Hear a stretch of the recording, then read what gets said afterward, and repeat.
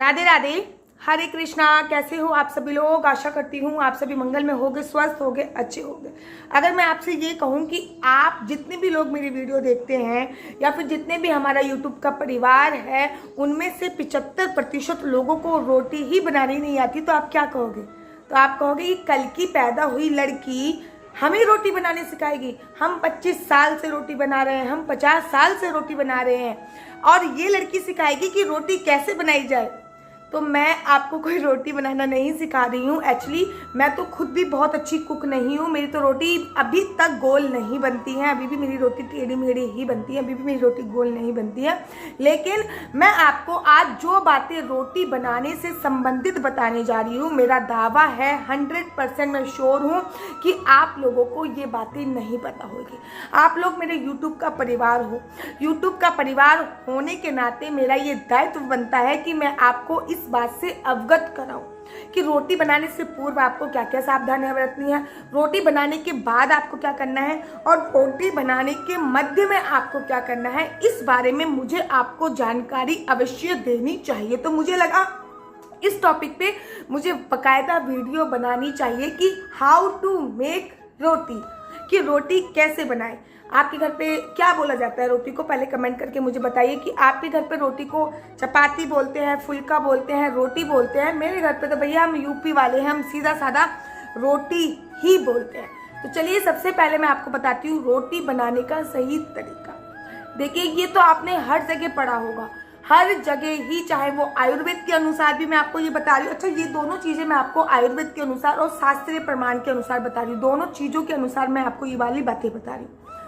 जब भी आपको रोटी बनानी है तो हैंड टू हैंड आटा गूंथना है। ये बात तो हमेशा राजीव दीक्षित हमेशा कहा है उन्होंने कि जब भी आप रोटी बनाओ तभी आटा गूंथो, ऑन द स्पॉट उतना ही आटा गूंथो जितनी आप रोटी बनाओ।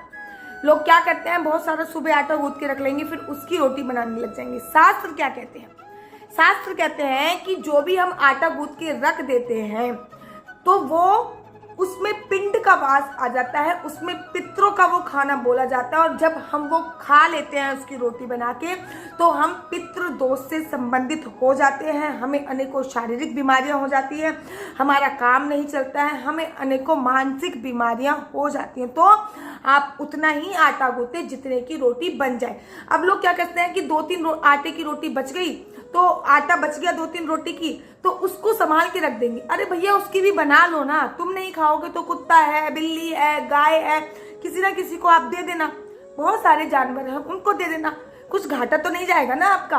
खाम में अपने घर में पितृदोष उत्पन्न करने से अच्छा है आप लिमिटेड ही आटा गूंथे। सेकंड बात, जब भी आप आटा गूंथ रहे हैं तो मेक श्योर पानी को अभिमंत्रित अवश्य कर लें। अब पानी को अभिमंत्रित कैसे कर लें? पानी आपने लिया आटा गूंथने के लिए, एक बार उस पानी को देखते हुए, पानी को आपने देखना है। मान लीजिए मेरे पास तो अभी पानी भी नहीं है, कोई रखा ही नहीं गिलास यहाँ पे। मान लीजिए कि मैंने एक जग में, ये जग है या फिर एक गिलास है, इसमें मैंने पानी लिया, इसको मैंने अपने हाथ पे रखा, नॉन स्टॉप इसको मैंने देखा और एक गायत्री मंत्र बोलना है, ओम भूर्भुवः स्वः तत्सवितुर्वरेण्यं भर्गो देवस्य धीमहि धियो यो न प्रचोदयात्। तो एक गायत्री मंत्र आपको अपनी आंखों को देखते हुए उस पानी में बोलना है। उसके बाद आपको उस पानी का आटा मारना है। कहते हैं जब आप अभिमंत्रित पानी से, जो पानी अभिमंत्रित हो गया है, उससे आटा मानोगे तो वो पोषक तत्व ज्यादा उनमें इंक्रीज हो जाएंगे। और रोटी बनाते समय ये नहीं कि आपने, आजकल लोग प्यार मोहब्बत के गाने चला लेंगे, किसी और चीज के गाने चला लेंगे, फोन चला लेंगे, फोन पे कुछ चला।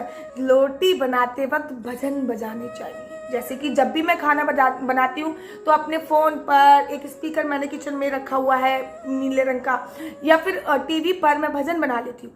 क्या होता है, जब आप गुरुद्वारे में आपने कभी भोजन पाया होगा तो गुरुद्वारे में क्या होता है, सब्जी कट रही होती है, वाहे गुरु वाहे गुरु वाहे गुरु वाहे गुरु, आटा मर रहा होता है, वाहे गुरु, कितना स्वाद आता है खाने में।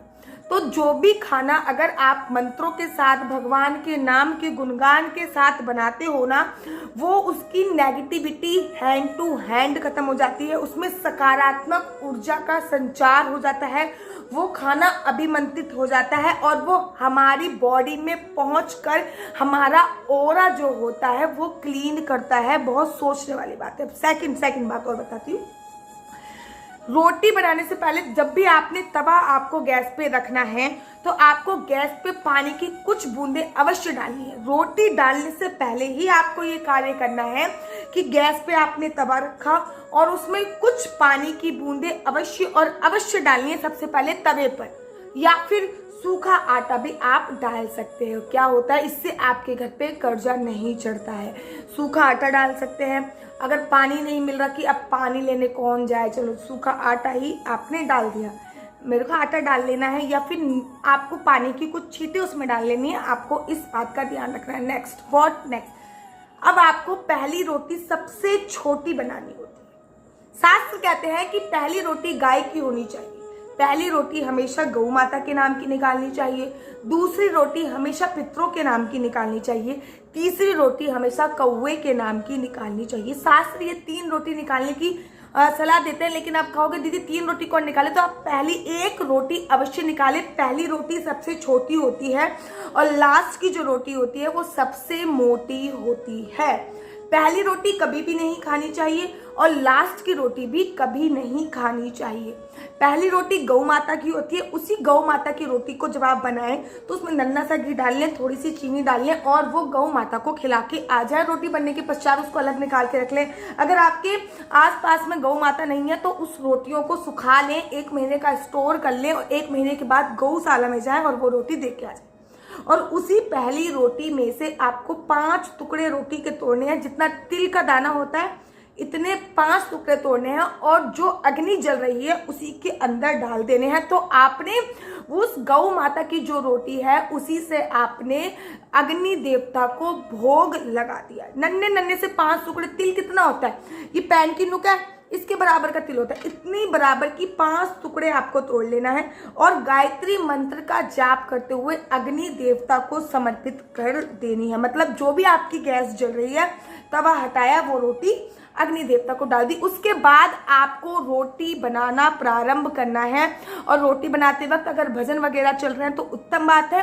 अगर भजन नहीं चल रहे तो मेक श्योर कोई कलेश के साथ रोटी ना बनाओ, क्योंकि हमेशा बोला जाता है जैसा खाओगे अन्न वैसा रहेगा मन।